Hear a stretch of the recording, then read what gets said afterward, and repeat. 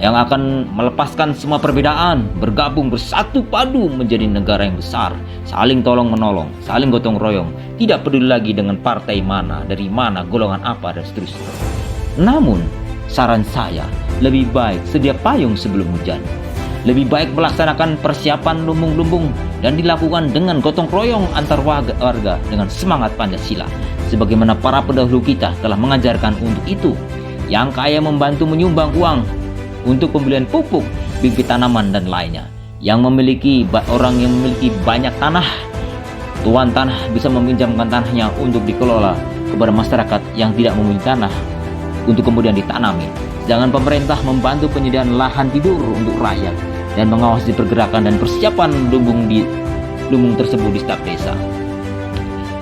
Tentara dan polisi serta unsur keamanan lainnya, dan juga didukung para ulama, tokoh adat, serta masyarakat, dikerahkan secara massal untuk persiapan besar-besaran ini.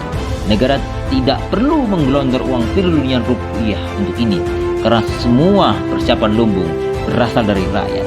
Mereka akan patungan, akan urunan antar rakyat untuk lumbung pertahanan di desa masing-masing.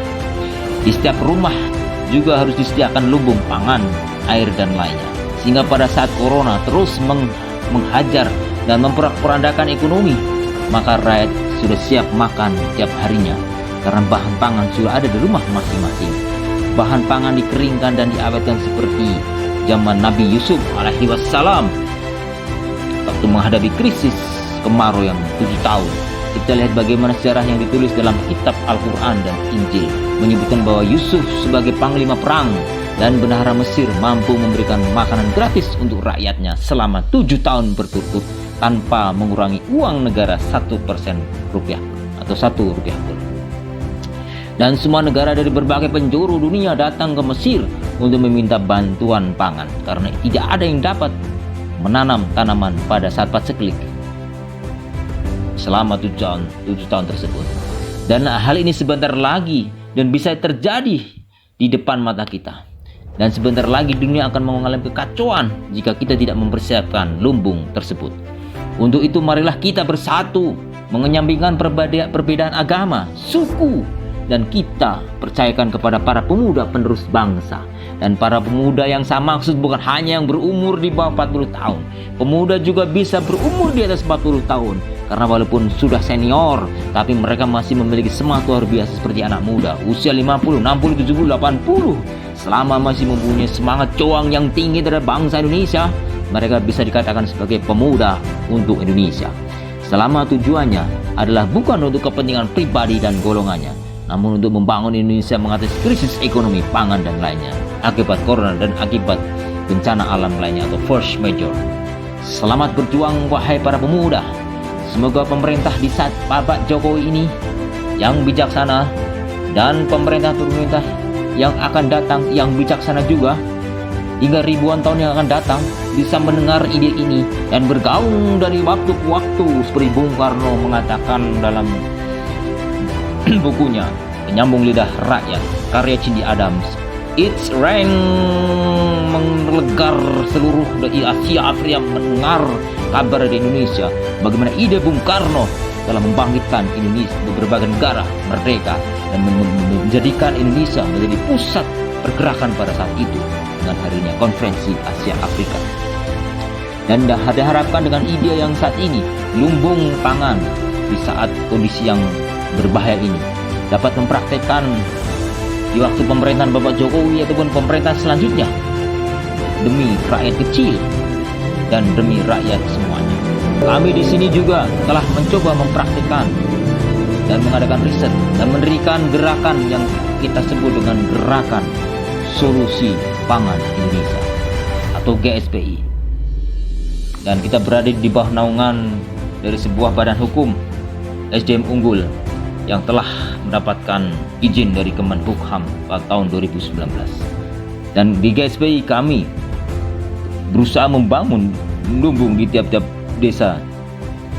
Dan kami saat ini masih melaksanakan riset yang ada di Kota Malang. Dan kami berjuang dan berusaha agar terus menularkan ilmu ini secara gratis kepada para pemuda dan para pejabat pemerintah seluruh Indonesia. Saya yakin Indonesia akan menjadi negara besar dan sangat berdosa jika kita yang sekarang hidup di Indonesia akan meninggalkan beban berat untuk anak cucu berupa kelaparan, kekacauan, minimnya pendidikan, dan lainnya. Semua itu akibat keserahan para oknum pejabat yang tidak pro Pancasila dan tidak sesuai dengan ajaran luhur adat ketimuran sebagaimana dicontohkan para pendahulu bangsa. Semoga anak-anak dan cucu kita tidak kelaparan, tidak menjerit menangis melihat di depan mata mereka pekerjaan diambil oleh para pemuda dari luar negeri dan mereka mati kelaparan di tanah yang kaya raya ini, di Indonesia. Mari kita berjuang saat ini sesuai dengan bidang kita masing-masing. Semoga Tuhan memberkati dan mari kita bantu pemerintah yang sah di Indonesia saat ini yang akan datang untuk terus menerus bahu-membahu sebagaimana guru rohani saya almarhum Mayor Jenderal Purnawirawan Profesor Dr. Haji Saidi Syekh Qadirun Yahya, kawan dari Bung Karno, yang terus di mana beliau terus-menerus membantu pemerintahan saat Bung Karno, Pak Harto hingga reformasi. Guru saya mengajarkan untuk selalu mendukung pemerintah selama pemerintah tidak melarang sholat dan ibadah lain. Saudara-saudara sebangsa setanah air, para pemuda Indonesia yang dicintai oleh alam semesta, untuk menutup motivasi berbangsa dan bernegara serta solusi menghadapi kehidupan sulit di era corona ini, izinkanlah saya berbagi cerita sederhana dari para mahasiswa yang tersebar saat ini di berbagai pulau di Indonesia. Mereka hanya menanyakan, Pak, mengapa Indonesia kaya raya sumber daya alam sedangkan kita masih miskin? Saya dapat menjawab pertanyaan yang bertahun-tahun di setiap kelas mata kuliah saya, baik mata kuliah manajemen sumber daya manusia, praktik bisnis, dan mata kuliah lainnya. Dan setelah saya dikirim oleh negara Republik Indonesia ke Australia untuk mengambil studi S3 doktoral di bidang manajemen, dan hal ini atas dukungan dana dari pemerintah RI melalui Kemenristek Dikti tahun 2010, dan dana beasiswa Dikti itulah yang saya nikmati. Itu adalah jerih payah keringat rakyat kecil yang membayar pajak, retribusi, dan lainnya. Oleh karena itu saya berpikir dan saya harus mengembalikan jasa baik negara dan rakyat Indonesia ini berupa gerakan motivasi untuk membangun bangsa Indonesia. Secara singkat, di negeri kanguru orangnya memang sedikit, tapi maju negaranya. Setelah saya teliti, bukan karena orang-orang di Australia pandai-pandai, lebih pandai lagi orang Indonesia, tapi banyak orang pandai di Indonesia tidak mau diatur dalam satu sistem komando. Semua punya ego masing-masing, baik ego partai, ego suku, ego kepentingan, dan lainnya. Di Australia, siapapun akan terdeteksi kerja di mana, pajaknya berapa, dan setiap jalan ada kamera yang tersembunyi dengan sistem online, sehingga semua terpaksa tanda kutip taat. Sistem administrasi yang rapi dan terintegrasi online inilah kunci Australia menjadi negara maju. Setelah 4 tahun saya studi di sana, saya baru menyadari bahwa Indonesia jauh lebih hebat dari Australia jika semua unsur bangkit dan bersatu serta terhubung dalam satu sistem terintegrasi sebagaimana saya telah sebutkan di sebelumnya. Jadi dengan sistem terintegrasi online ibarat ojek online, setiap penumpang bisa lihat kemana pengemudinya. Perusahaan ojol juga bisa melihat kejujuran para pengemudinya, dan hebatnya lagi penumpang bisa memberikan penilaian kinerja untuk pengemudinya. Semuanya tersistem dan transparan. Saya baru sadar dan saya beritahu ke mahasiswa saya, kenapa kita masih miskin? Bukan salah pemerintah, bukan salah rakyat ataupun politisi, namun karena sistemnya belum terintegrasi online, belum terhubung secara online di seluruh Indonesia.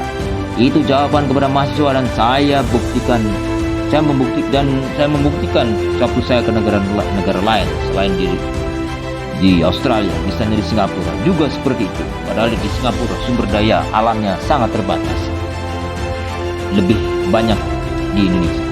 Jika sistem terintegrasi, maka tidak ada yang berani korupsi, walaupun ada, mungkin sangat kecil kemungkinannya. Saudara-saudara sebangsa tanah air, para pemuda yang menjadi kebanggaan orang tua kalian dan luhur kalian, mari bangkit dari tidur. Mari gunakan kesempatan emas ini di tahun 2021 ini. Mari melalui gadget kalian, melalui teknologi, media sosial apapun juga untuk menyebarkan semangat nasionalisme, cinta tanah air. Indonesia tinggal di tangan kalian. Indonesia saat ini tergantung kepada kalian. Dan bersiaplah bertempur di tahun 2021 serta tahun-tahun yang akan datang.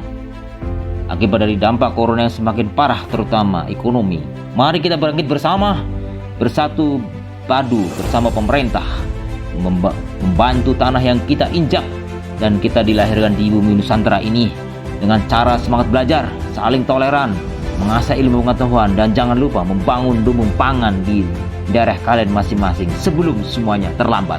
Terima kasih. Salam NKRI, salam Pancasila, salam Indonesia luar biasa. Wassalamualaikum warahmatullahi wabarakatuh. Merdeka!